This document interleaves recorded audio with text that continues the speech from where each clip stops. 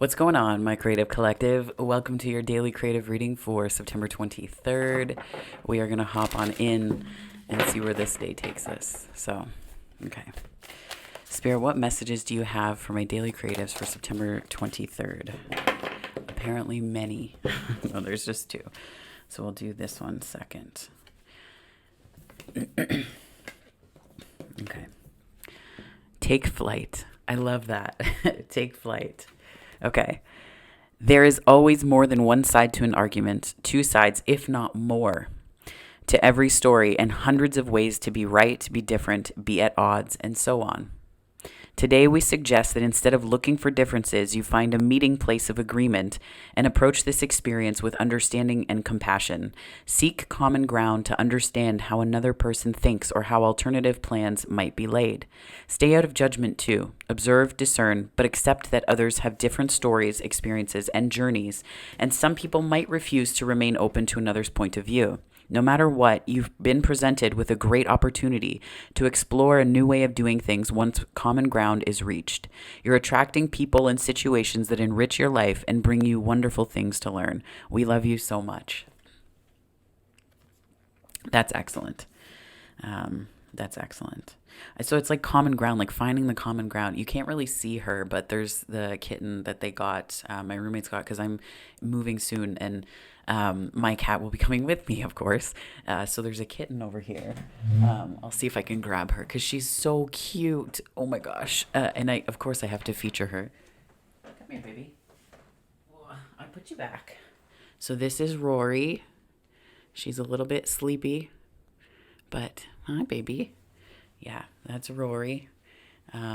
So she's been running around all morning. And, kittens have big to-do lists. I'll go put you back with him. I know. I'm not going to lick your fur like he was doing. There you go. Nonetheless, that's Rory. Her full name is Aurora. So that's the name they chose. So Rory it is. But anyways, so cute. And like you forget how little kittens are until you like just stare at them and it's like, what are kittens really? Like, what are they actually? So that's Rory. She's a Ragamese. So Ragdoll Siamese. I'd never heard of that before, but very cute. Blue point. So, okay. Let's do this. Spirit, what messages do you have for my creative collective for September 23rd?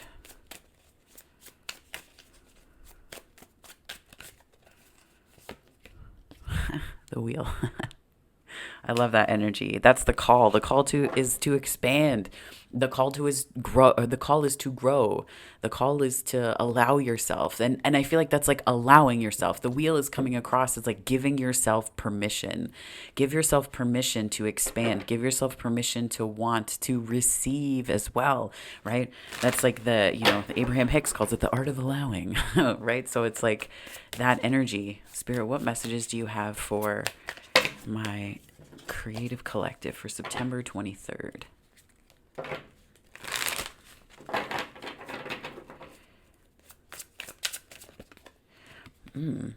Part of the refusal here, I think it's like there's something emotionally that's getting in the way of that expansion. What's the refusal about, Spirit?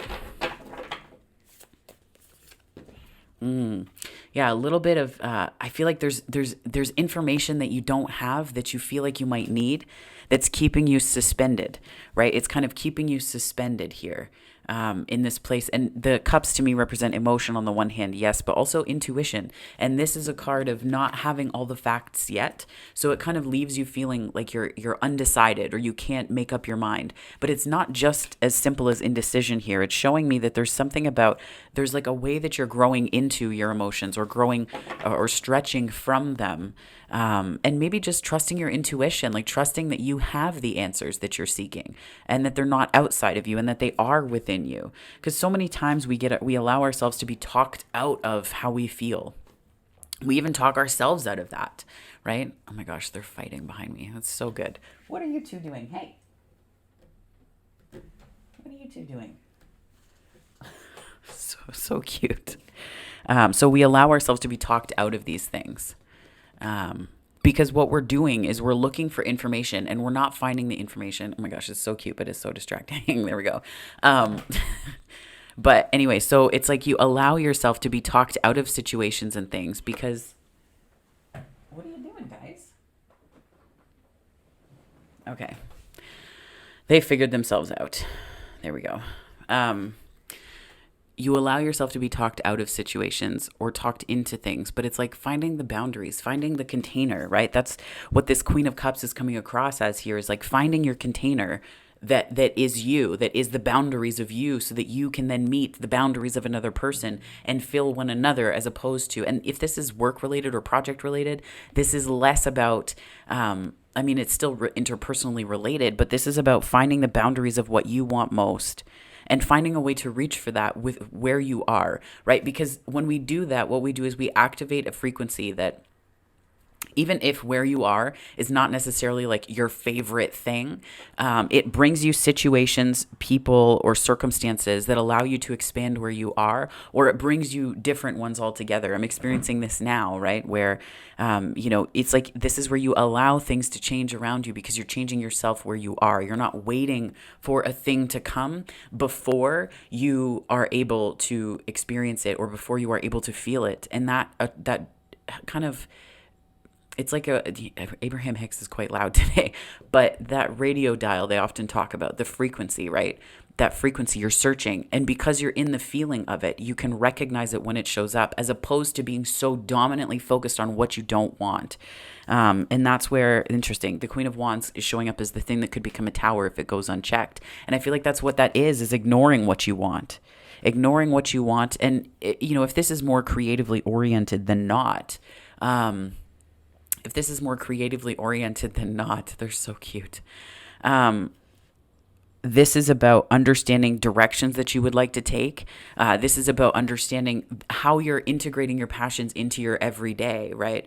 And how you might be ignoring that. Because sometimes we ignore what makes us feel the most passionate, what makes us feel alive, because we feel like there's, this like the logic needs to take over. The logic has to be the dominant thing that we focus on, right?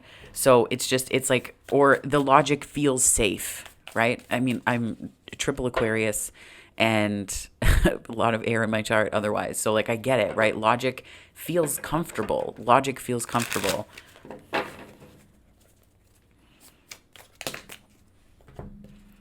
A little bit of balancing here. Yeah, it's like your energy is a bit split. Like it's coming across as energy being split because of the stories that you've told yourself here. And it could be, this is possibly also like hustle culture, right? That's kind of how it's coming across right now, like hustle culture. Like the more like I am because I do, right? Not, I think it's Immanuel Kant that said, the names are like rolling through my head like a Rolodex. But it's like, I think, therefore I am, something along those lines. But it's just like you are more than you're doing. You're more than you're doing. And I think this is going to serve you really well to remember that, because that's what is possibly kind of clogging up the pipes and making it hard for you to recognize or see where you are and where you want to go, right? It's like it can kind of stop the direction from coming through or being something that you can make sense of, right? It's hard to make sense of your feelings when you don't trust them because you're looking for the logic, but that's not what emotions are for. That's not what emotions do.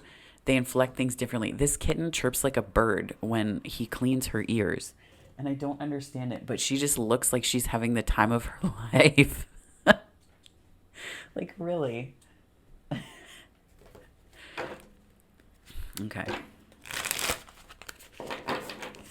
Spirit, what messages do you have for my daily creatives for September 23rd? I feel like they're stealing the show right now. Like usually the tarot's the focus, but they're so cute. So the Ace of Pentacles is in the antagonist position here, interestingly. So I think the protagonist is kind of aligning yourself to understand that you don't need to be constantly doing. And even in relationships, like we can get into these habits where we feel that the more that we're doing, the more that we're working on things and that we're doing in relationship, the more meaning it has, because we're doing all of it's just going constantly, right? But when do you just get to be present with and curious about your person or work that you're doing? Like curious about your path, curious about what you're in the midst of creatively speaking, right? Like that is a big deal. And this Ace of Pentacles is coming through. It could feel like there were opportunities that it's like you can't look at opportunities as being in this binary of either I didn't miss them or I missed them. Because what that does too is it makes you feel like you have to be in this energy. You have to be in this very like charge forward, Mars oriented energy. I mean, it feels Mars oriented. This is certainly more Capricorn energy, but charge forward with a plan. But it's that idea of action over receptivity. And I feel like there's a need to shift into more of a receptive mode here, for whatever reason that is on your path. Right. And I'm getting that it's like, the Ace of Pentacles is showing up here is like, don't think of opportunities. Again, don't think of it in terms of like you either have them or you don't, because there's a lot more available to you than that binary of like how you're prioritizing yourself and what's going through your mind too, right? So in short, it's just sort of realigning how you perceive of them too, because then you see opportunities that you may have not before. You may see things differently, such that you can let the ones that are meant for you in, right? And then it's kind of like aligning yourself with what we tend to think of in terms of fate and destiny and things that are outside of our control. And then it's like it sort of shifts so that it's less outside of our control, and we think it's more inside our control. But what we're doing is lining up with what's right for us, because we're aligning our mind with something more expansive, an expanded version. We're connecting to possibility. We're connecting to an infinite aspect of ourselves, right? To the infinite within us.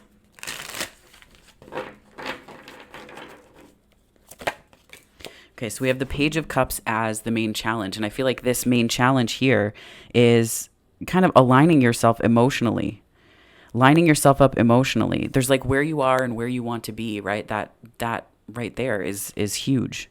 And I think that's kind of the challenge here is aligning to all of that, to really let it in, to let yourself off the hook is what I'm hearing. This could be, I'm thinking about this. This is coming across as like forgiving yourself a little bit.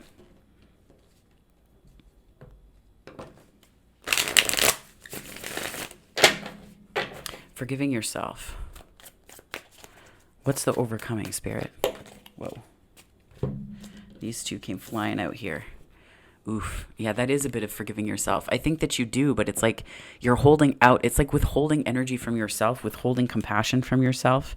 I get the feeling that there were like disappointments that you couldn't really control, and it's kind of become the way that you lead now. The way that you lead. That's interesting. The way that you lead. Or allow yourself to be led. So it's almost like that's part of what needs to be let go here. What you're becoming aware of is how this impacts. This is like what you're waking up to is the role that this has played in the plans that you've made for yourself and how you've built those, right? We can build vision boards and do all those amazing things. But if in the process, we are seeing those things on the vision board and then talking ourselves out of them because we're either afraid or we feel we don't deserve it, or we're holding all of these, stories that we've told ourselves or that others have told about us that we picked up and said, I'll carry that for you. Because it's mighty inconvenient for you to have to carry that weight that whole way, right? But we do that. We do that sometimes because it's just a pattern or habit. And especially if you, like me, were, raised in a home that prioritized being nice, being understandable more than being seen, right? Because when you prioritize, it comes down to what you're prioritizing. Because if you're prioritizing being nice, you will never be seen. You just can't be. You can be kind, but there's going to come a time where your need to assert yourself to be seen and to be authentically you will fly in the face of people's ability to see you. And you kind of have to choose yourself in that equation. But I feel like that's kind of what's happening here is you're seeing more clearly how that might have impacted, because the way the Two of Wands is showing up is the Two of Wands is looking on to all of these cards. So the way it's showing up here, this is the weird part about doing this with my face where you can't see the table, but it's like the Two of Wands is like looking on to this whole story unfolding, right? So it's like seeing how all of this has been impacting you and impacting your journey as well. Because it's like if you get your energy too bound up and caught up in that, you really won't be able to move forward effectively. You really won't. Yeah.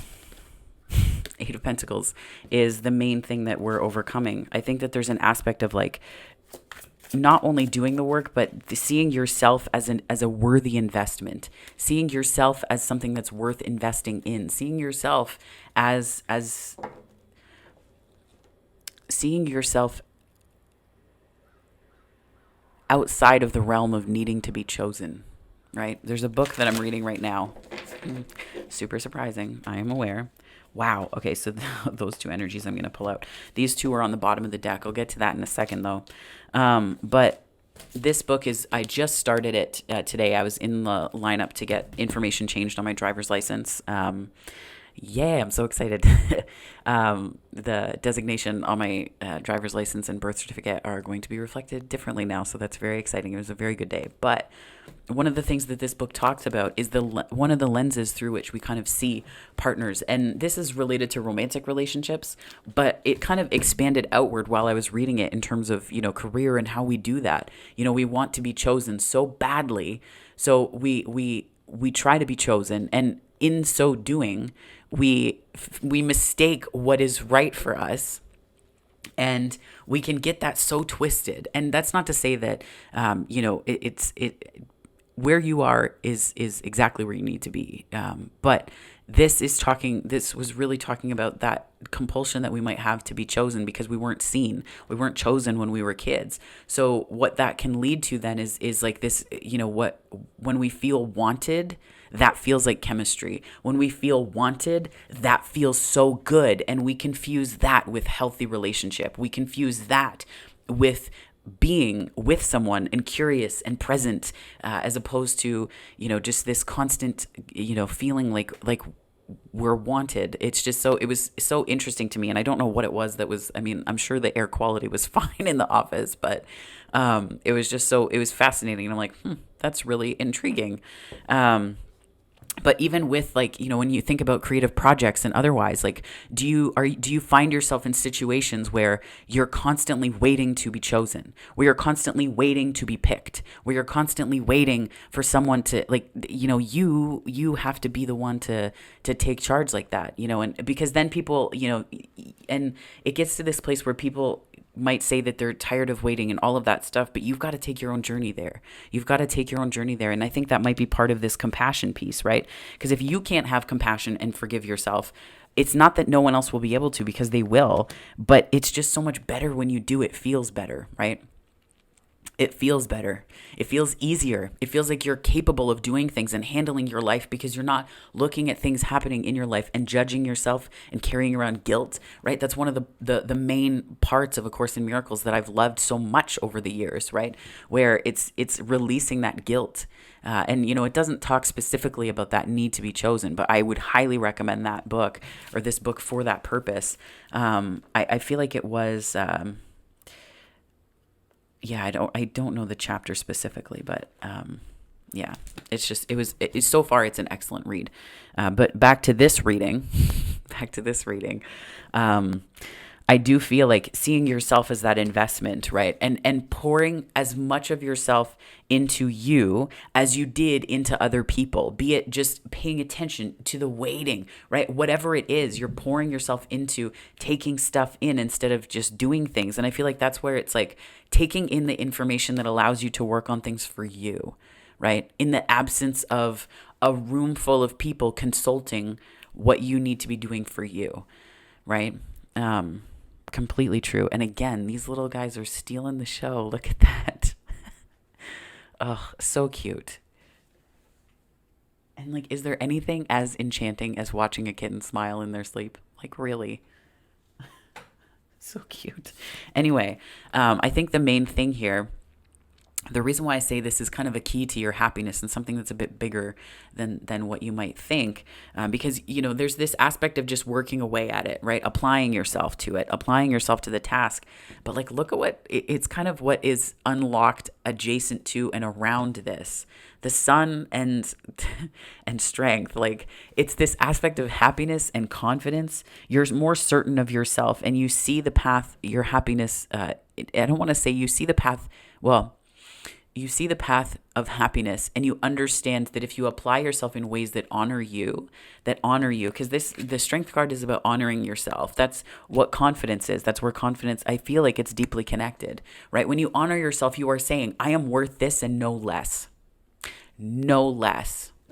So when that no less line is applied, it means that people show up above the line or they don't show up. And it's not in a place of anger. It's not in a place of judgment. What you're doing is you're applying this to yourself. You're saying, I am worth the investment. I am worth the investment.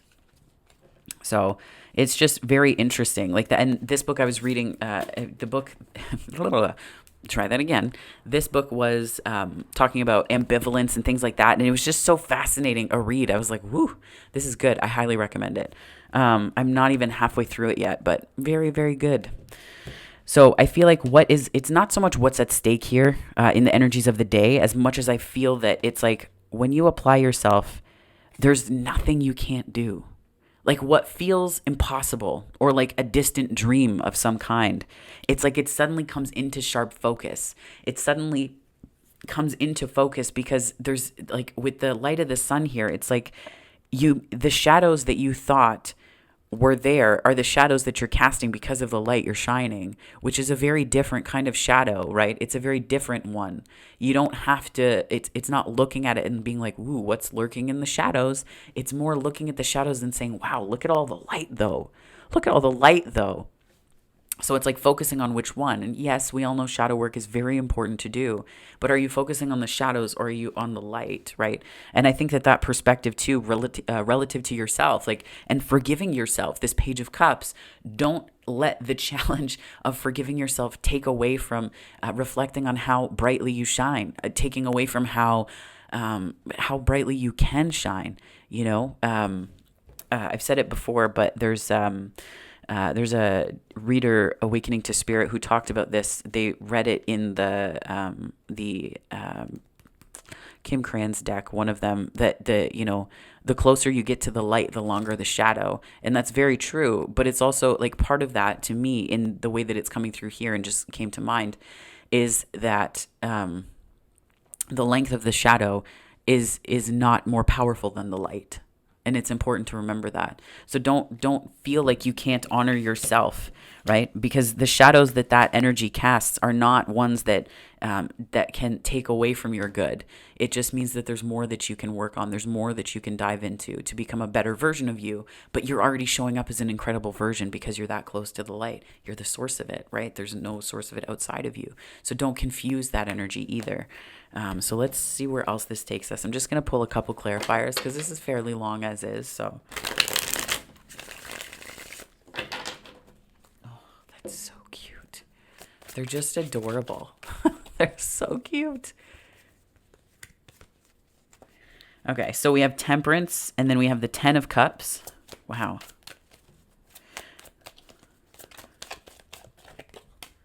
Justice, Page of Wands, and the King of Pentacles. Amazing. So this is kind of a call to be maybe a little patient with yourself. Be patient with yourself because there's a lot that you might be undoing, and undoing just in the sense of like untangling. Like, when you get into these big shifts and changes, there's a lot that you need to be aware of in terms of the energies that you're surfing. So it's like the harder that you are on yourself, the less equipped you're going to feel to swim and surf those waves, right? And clarifying the Wheel, the Page of Cups, and the Three of Swords and the Four of Pentacles, that kind of expansion, but holding back and a call to forgive yourself.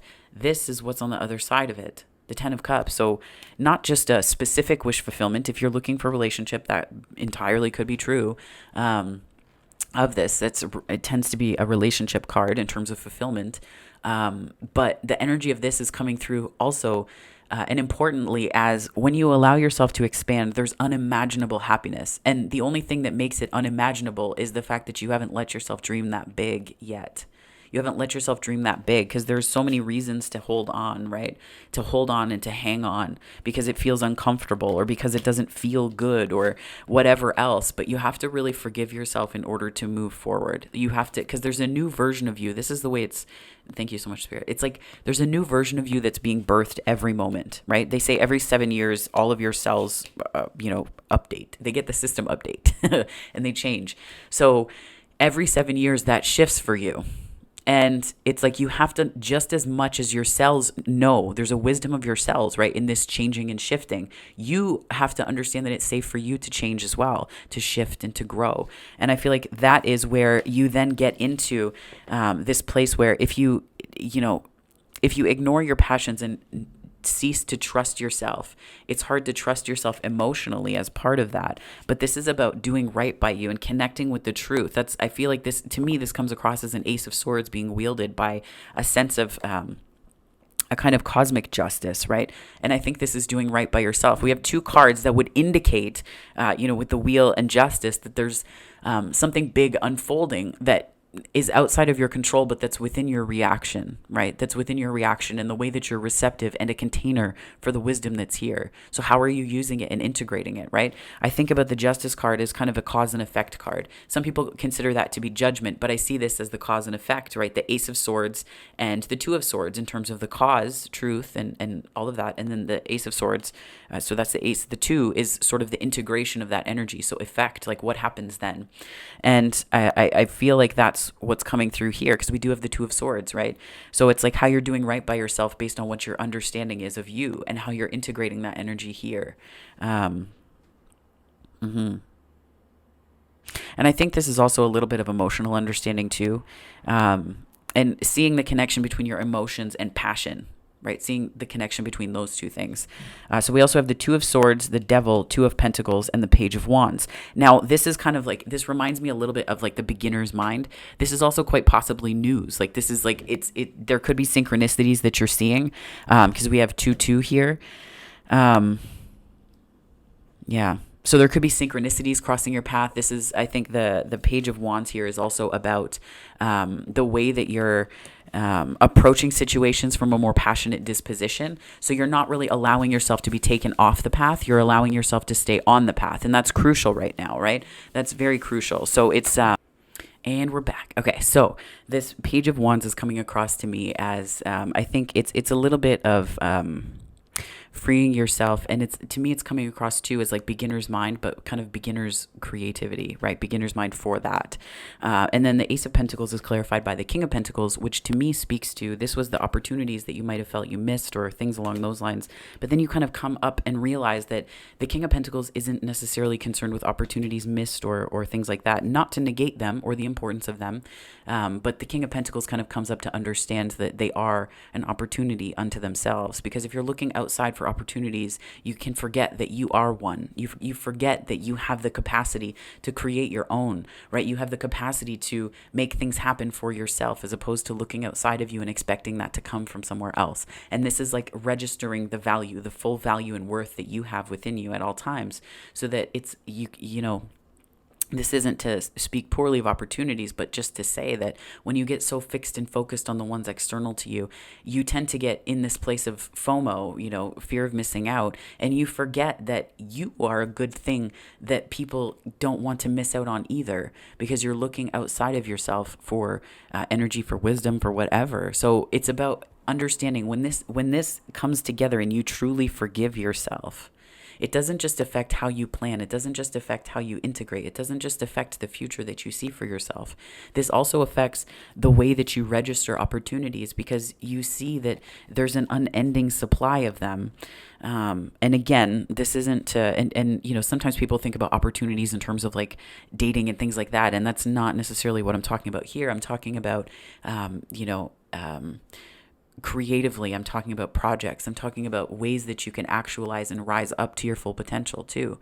So it's about not necessarily looking outside of yourself so much as understanding that you have a full garden within, right? You're showing up as a whole kingdom. You're showing up as a whole place within you. And there's not a whole place outside of you that you need to seek. It's here because it's in you. So I'm going to pull Miracles Now card. Oh, sorry, the camera's moving. There we go. Okay. So, when I allow others to support me, I support them too. And that's sometimes we forget that letting other people help us is maybe part of other people's expansion too, right? So when we think that we've got it all figured out or we're doing everything on our own, we don't allow people to help us. And what that does is it can kind of frustrate.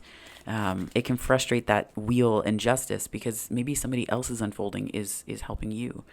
Oh, my nose itches. When in doubt, I play it out, right? So this is kind of about not being a passive observer, but at the same time, being an observer who understands when to act and when to let things play out. It's understanding that balance that needs to be in play for the way that, I guess, fate unfolds, right? So there's that. Now let's just read this to end here. So this says, you are magical. Okay. Dear you, what is true for you? Can you be impeccable with your word? Sure you can. As long as it's not used to manipulate others, the truth can set everyone free. This is also about authenticity, right? So when you are honest with yourself and you get into that place of having forgiven yourself, you stand in your truth with so much greater ease. Let go of the results, let go of your fears, and allow the truth to empower you and others. This will set into motion a kind of change that will be supportive of you and loving and all kinds of prosperous. This is not a time to compromise and to hide your truth from others. Whatever it is that you want, go for it and be clear in your motives, especially with yourself. You will be so happy you did. This is a time where you will tap into the power to co-create and manifest your best life. Doesn't that feel amazing? And the results, miraculous. When you tell the truth and ask the same of others, you can learn a lot from life's bountiful lessons and achieve your dreams. Love you always. Yeah, this is good.